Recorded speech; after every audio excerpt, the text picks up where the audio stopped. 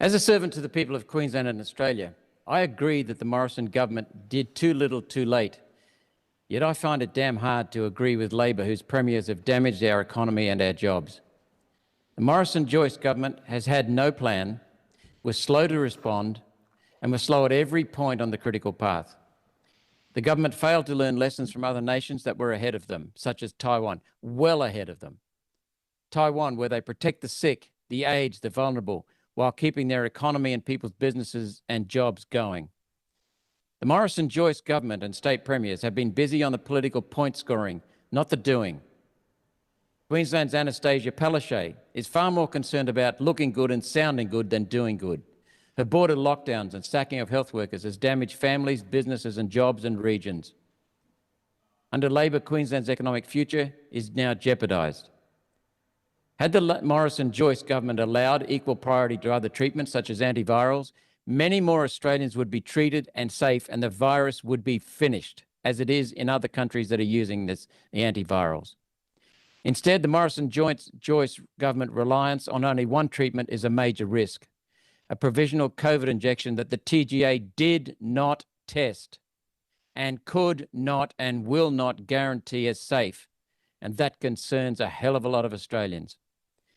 Yet the Morrison-Joyce government and the states have chosen to punish nearly 2 in every 10 Australians for not taking this unacceptable injection and the risk associated. Understand us, Prime Minister.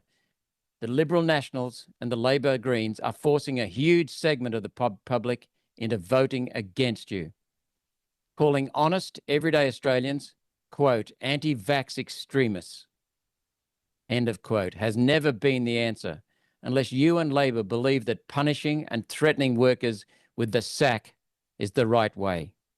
I don't.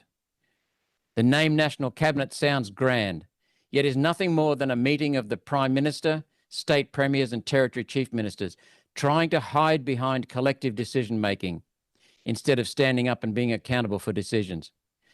National Cabinet is a pretend concept to protect politicians from what they are not doing and protect them from their own mistakes, hide their mistakes. It's time to stop sacking workers and instead focus on jobs and the economy and on people's health and safety. Instead of looking good, let's have the people safe and healthy.